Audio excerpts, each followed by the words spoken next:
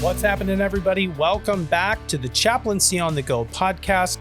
This podcast is brought to you by the Fearless Family of Churches. I'm your host, Josh Zorhoff, and I'm excited to continue our conversation on emotional wellness and health in this podcast. We just finished a 6-part series talking about the dynamics of stress, but today we're going to launch into a discussion that's new. We're going to have a chance to talk with Steve Carter. Steve's a friend of mine. He's also a pastor and a speaker and an author. He is the author of a book called This Invitational Life, as well as a new book called The Thing Beneath the Thing.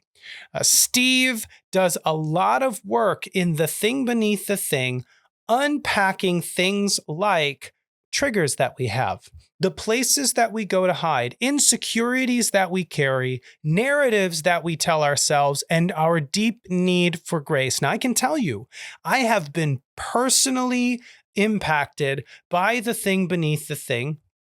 And I have worked with men and women who have also been impacted by this book. It is an incredible resource if you want to grow in emotional health or mental wellness or spiritual renewal. This book is such a helpful tool. And I'm so stoked that Steve is going to join us for a conversation about the book. And if you stay tuned to the end, there might be an opportunity for you to win a copy of the book for yourself, sponsored by the Chaplaincy on the Go podcast. I've got a couple copies here in the office, and I'd be happy to send one your way if you can follow along to the instructions at the end of the podcast.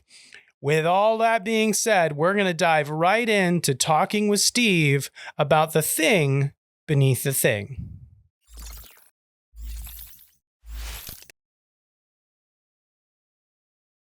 All right, here we are. Steve Carter on the screen with us. Steve, is so good to have you with us. For those of you who don't know, Steve is a pastor and he's a writer and he's the author of this book, The Thing Beneath the Thing. If you're watching the video here, I've got a copy right in front of me. But Steve, tell us a little bit about what you're doing right now, and then tell us a little bit about where The Thing Beneath the Thing came from. Yeah, well, first off, thanks so much for having me, Josh. And I just think the world of you and love your heart for conversations of this kind of manner. I mean, I think both you and I have dreamed about seeing more conversations around anxiety and stress and mental health kind of happen within the church. And oftentimes, for some apparent reason, it just doesn't. And yet, for me, the human condition, what it means to be human, and the obstacles we all face as trying to be healthy, wholehearted, surrendered, honest people. That's just always fascinated me. And it's fascinated me as a preacher, as a pastor, as a writer, and really just, I think, is for 20, 25 years, people have come into my office and just told me what's going on in their life. But nobody ever woke up one morning and just said, hey, today's the day, Steve. Today's the day I'm going to train wreck my integrity. Today's the day I'm going to self-sabotage every good relationship. Today's the day that I'm going to absolutely decimate my career. Nobody says that. And yet it happens. It happens in every arena, whether athletics, whether politics, whether pastors, whether business leaders. And I think I just got really, really fascinated with the question, why do we do what we do? And really, honestly, why do I do what I do? And that led me to kind of this conversation of the thing beneath the thing. Wow. I think about that a little, Steve, and I'm reminded of a phone call that I got last week. It was about 11 o'clock at night, Eastern Standard Time. I was in Colorado, and so it was like 9 by me, and I was actually getting ready to go to bed, and all of a sudden my phone rings, and I'm talking to a guy who says, I'm in big trouble, and I was lying to my wife, and I got caught.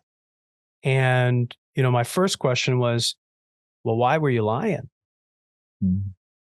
And it really gets to the heart of don't tell me about the lie. Tell me about what's behind the lie. Yeah. Because unless we can't talk about that, I don't know how much further we're going to be able to go. And I don't know how much healing there's going to be. Yeah. No, I think that's such a great intuitive question to ask because, I think oftentimes in the church and in business, we're fascinated by fruit, TMZ, we're fascinated by fruit, good fruit or bad fruit. And I think what you're asking is, what is the deeper root issues? Where did this come from? And on a very kind of surfacey level, I remember a number of years ago, I was pitching an idea for a series that I was going to speak on, and I kind of got shut down in this meeting, and I just was so frustrated. And I went home to my wife and was just like, this guy did it again. Like, he just keeps doing this. And I was looking for a little like spousal backup about this other person. And my wife just looks at me and goes, "Isn't God so kind?" I'm like, what do you mean God's so kind? Like, this guy was a jerk.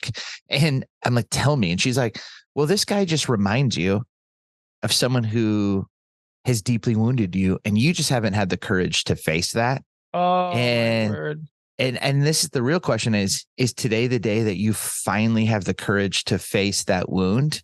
Because God cares about every part of you. Yes. And he's so kind that he keeps inviting you to get well. So, Steve, is today the day to get well? Yes. And that, like your question, well, tell me about the lie. Like, what it forced me to do is actually get into those deeper pain points and wounds. Yeah.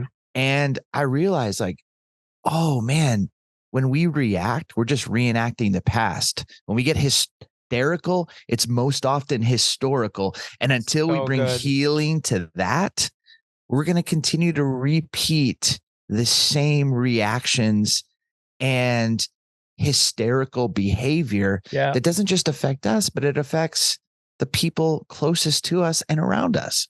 That's so good. I spend a lot of time with clients and working in the chaplaincy, helping people understand that this is not that. Now, this may feel like that. This may seem like that. This might even be similar to that, but this is not that. And I love the idea that if you don't come to terms with the hurt that happened then, the chances of you interpreting now moments or maybe even predicting future moments through the lens of that hurt is 100%.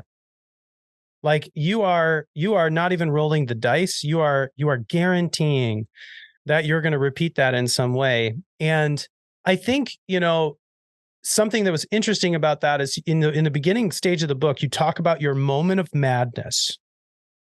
And can you tell us a little bit about just how that moment wasn't really that moment, but it was all the other moments that were linking up to that moment? Yeah. So go back to like 2008, and it's not really a great time to be selling a house in Grand Rapids, West Michigan, the big three. There were more U-Hauls that were leaving the state than actually coming into Michigan at that time. And I had taken a job in Southern California. I was doing a final kind of farewell dinner with my grandparents and my dad. And we were leaving on this December night from Byron Center, Michigan, right outside of Grand Rapids, driving down the road towards the highway when, as flurries are just dropping from the sky, and something like large hits my windshield. And it took me a second, and we're in a little Honda Civic. And so like, I kind of like slide a little bit, but then I'm like, oh man, just snow. And then I realized maybe like 2/10 of a mile, that didn't come from the sky. Someone threw that at us. And I got my wife in the front seat, my 9-month-old at the time in the back seat. It's starting to be more of a snowstorm than just flurries. And I flip a U-turn, and my wife's like, what are you doing? I'm like, someone threw that at us. And so she's like, babe, let's just go home. I'm like, no, like, the injustice, like, I got to find who did this. So I pull the car over, and I can see someone running in this field towards like a suburban neighborhood. And I get out of the car, leave my wife, my 9-month-old, cross multiple lanes of traffic. There's like a little bit of an embankment. I try to jump it. I realize midway, I'm not going to make it. I land in like waist high, freezing cold water. And now I'm like full on like cortisol to the max. Like I'm screaming. You were in high stress. Oh, bro, it was high stress. And I start chasing this guy. I run through this field, soaking wet pants. I like get to the middle of this suburban like cul-de-sac, and because I watch CSI, I know what to do. I close my eyes, and all of a sudden I hear a garage door closing, a couple doors down. I run to the house, bang on the door, and an older gentleman opens it. And he's like, "Hey, sir, can I help you?" And I'm like, "Hey, did someone just," and I'm out of breath, soaking wet pants. I'm like, "Did someone just like run through your garage?" And he's like, "Oh, my grandson did, and his friend." I'm like, "Can I have a word with him?" He's like, "Oh yeah, sure." And all of a sudden he closes the door. And it's in this moment, I'm out of breath, and I feel like this whisper from God, as if like, what's really going on? And this time I'm like a middle school pastor. So like I've worked with junior high students. The door opens and it's two junior high students. And I look at them and I just say, "Nice shot." And I walk away. Wow. And as I'm walking away back to my wife and back to my son in the car, I'm like, what was going on? And on my way to my grandparents' house, the people who were going to buy our house backed out.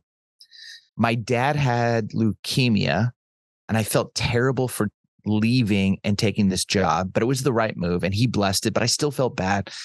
My grandparents were old. I didn't know if I was going to see them. I loved the church that I was a part of, and I did not know how to access all of that sadness and fear and worry about like, how are we going to sell our house? All of that until a kid gave me a chance to react and feel something. Yes. And I was calling a mentor, and my mentor just said, "Welcome to the thing beneath the thing, the endless discovery of what's really going on." And that phrase just became anthemic in our house. And we just realized like, oh, it's always about something else. And you got to keep interrogating the situation in that moment to realize, well, what's underneath that? What's underneath that? What's underneath that? So that you can really allow healing to happen. And so using your words, that snowball was a trigger to so much else. Tell us just a little bit about the thing, how you break that down and start, with helping us understand what is a trigger. Yeah. Yeah. So, for me, like that phrase just kept taking on a life of its own, the thing beneath the thing. And as more and more people kept coming into my office, I'd keep asking them like, "Hey, tell me more about that." Or, to your point, like what, talk about that. Like what's underneath the lie? Like let's get to that. And I started to realize, oh man, there was this inciting incident. Everybody has one moment. For me, it was the snowball, that there a moment that like you either lose your ever loving mind, or you're able to slow it down, or you escape. And I just started to realize thing became this acronym. And so the first letter T was triggers, like, so we're all getting triggered, and the triggers are the setup that sets us off. And if you think about like a stand-up comedian, all they're trying to do is they're trying to get you moving in a certain direction before they surprise you.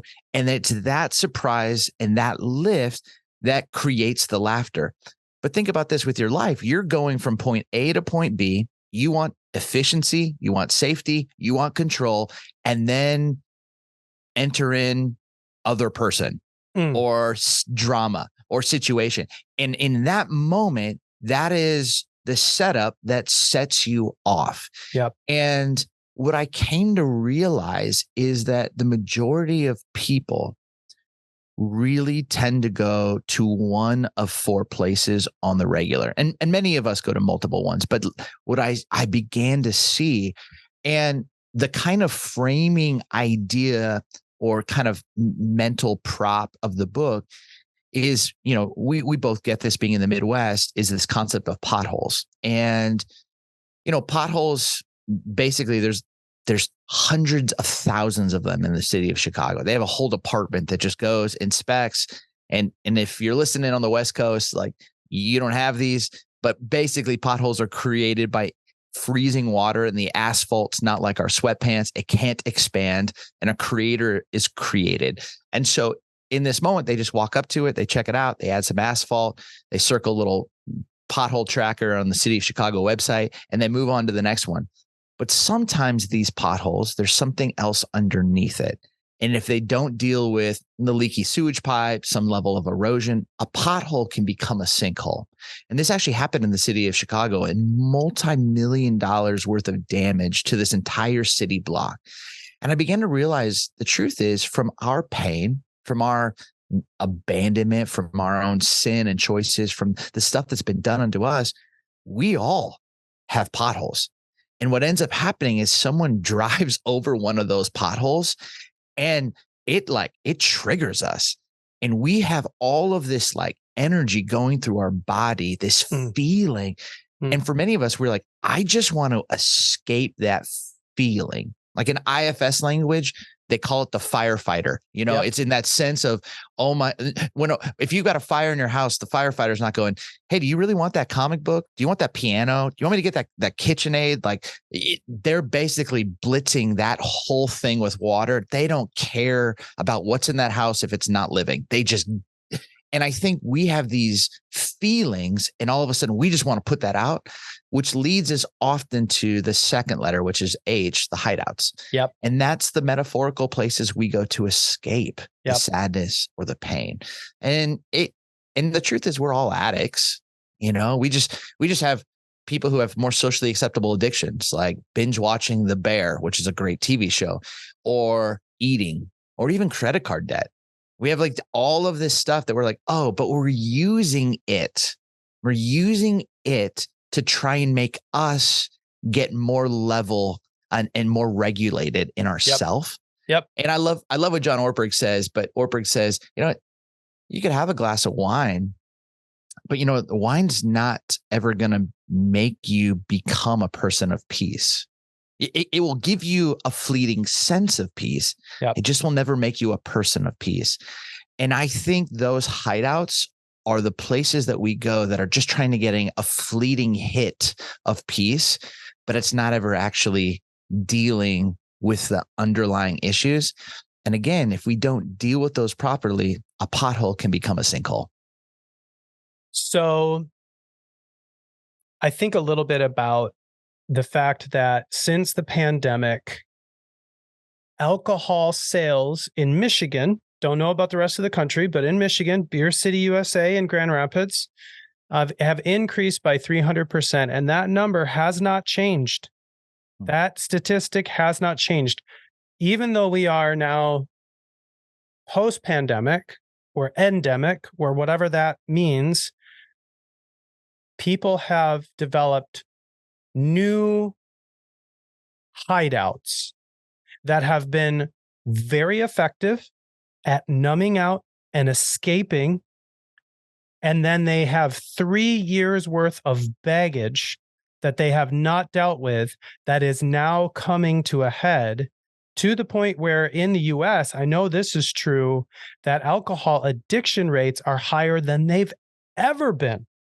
Yeah. And I think part of the reason why the thing beneath the thing is so important is because you tell people, when you're triggered and you want to hide, don't, because you're doing more damage. Because if that pothole becomes a sinkhole, that's when the real trouble sets in. A friend of mine is, as of yesterday, 2 years sober. Mm-hmm. And I sent him, a note this morning, and his wife, just to say, I'm praying for you. I am praying for you, and I celebrate you. And I know it's been a hard journey. But 2 years ago, they were in a sinkhole. And that he almost lost everything. And so for people listening who are numbing out and escaping in hideouts, you have a prayer that you end with kind of in that conversation, that first couple of chapters, called the welcome prayer. Can you tell us a little bit about that? Yeah. So the welcome prayer came from Father Thomas Keating and another woman. Her name is Mary Morjowski. I'm going to butcher that. I never know how to actually pronounce that. So Mary, if you're listening to this podcast, I apologize if I said your last name. But what the welcome prayer is almost these 8 or 9 lines that are an invitation to actually feel, to actually say, hey, everything that is coming my way today is an invitation for my growth and healing and health, even if it's difficult, even if I'm feeling that sense of, oh, I got to escape this. All of those feelings, when you can sit with them and hold them well and welcome them, give you the best chance to actually become whole and then spiritually healthy. And so that prayer just became something, that I said pretty much every day, 2018, even through the pandemic, because all of these emotions were just kind of coming and these feelings have movement to them. It's why they call it emotion, because if you don't know how to become aware of it and channel it, it's going to lead somewhere, and nobody drifts towards health. No, you know what I mean? You're always going to drift towards what is the easiest current to escape the hard. And this is why it's important, because every decision and every action you make, Dallas Willard would call this, there's this embodied will, this like muscle memory. And so if you come home and the first thing that you do is make an old fashioned, you are training your body, your brain, your psyche. This is what we do at 6 p.m. This is what we do every night at 6 p.m. And part of that, what you have to begin to learn is, how do I make decisions against myself? Yes.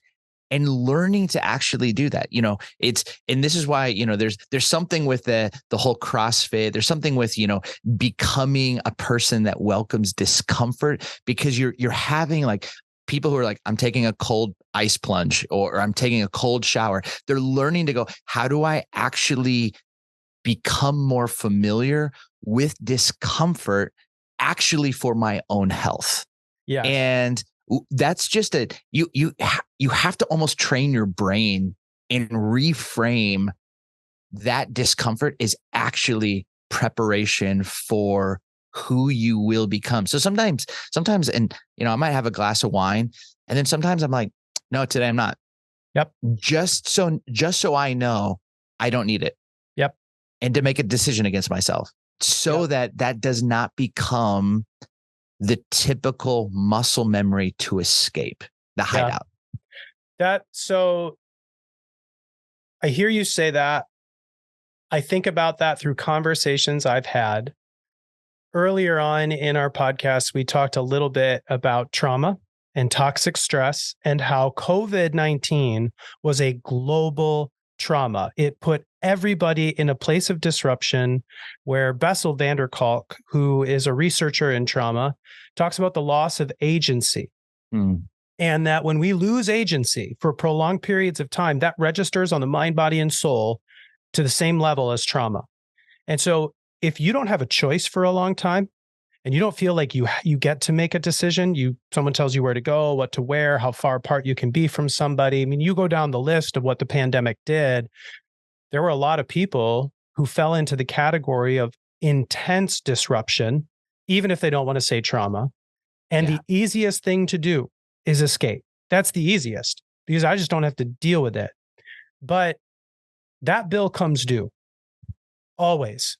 Yes. And if you don't learn how to embrace discomfort, then you'll be escaping for your entire life. And that's the problem.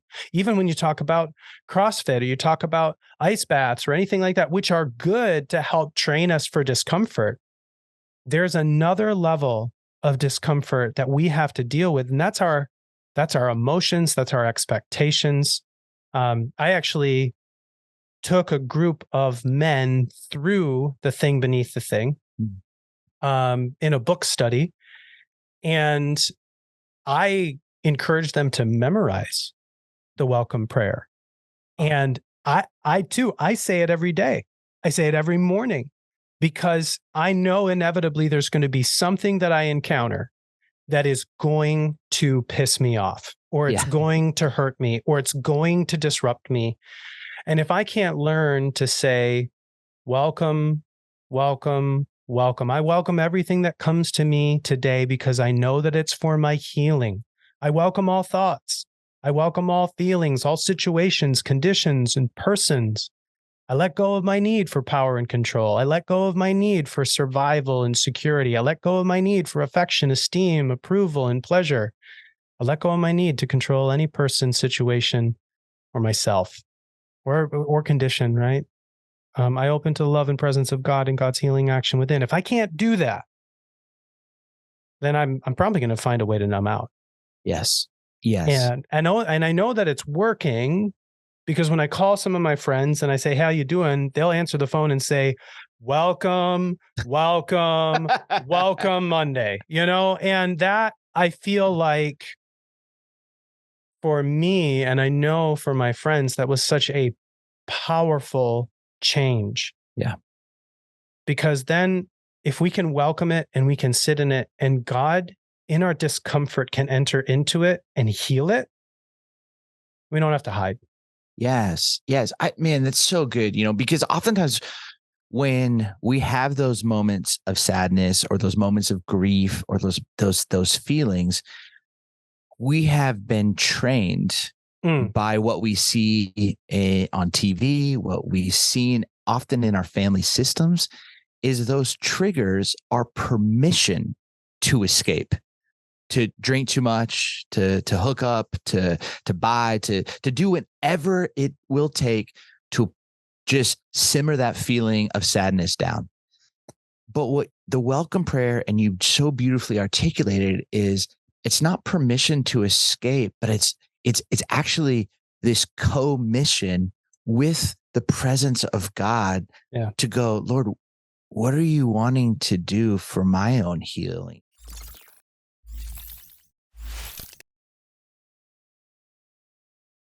Well, that was an incredible start to our conversation with Steve Carter talking about his book, The Thing Beneath the Thing. And we unpacked some conversation pieces about triggers, and we talked about hideouts, and we talked about trauma and how all of these relate to each other. And this conversation ended with the need for this welcome prayer, to understand that sometimes when we feel triggered and we want to hide, it's important for us to actually recognize that what triggers us, we can learn from that. We can actually heal from that, but we have to avoid the desire to escape.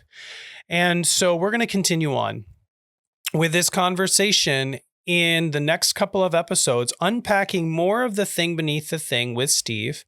But if you've been listening in and this has been impactful for you and you learned something new, you have an opportunity to get a free copy of the book, The Thing Beneath the Thing. The first 5 people to send an email to chaplaincy@fearlessfollower.org. That's chaplaincy@fearlessfollower.org. The first 5 people to send an email sharing what you learned or what your thoughts were or how that impacted you, we will send you a copy of The Thing Beneath the Thing on us, totally covered by the chaplaincy. And we would love to continue this conversation. Keep following us for our next episode and listen in as Steve unpacks more of The Thing Beneath the Thing. If there's anything that stood out to you that was encouraging, we'd love for you to share this with a friend. Share this episode with some of the people in your life who might want to learn about triggers or might want to dive into ways that they can grow in their awareness of what's going on in their wholehearted living and life. And if you are a person who works for a company that could benefit from a conversation on emotional health or stress or wellness or mental health, we would love to help you with that. You can learn more at fearlesschaplaincy.org. You can also send us an email at chaplaincy@fearlessfollower.org. We would love to connect with you. Keep listening in and join us for our next episode as we continue this conversation with Steve Carter and the thing beneath the thing. We'll see you next time.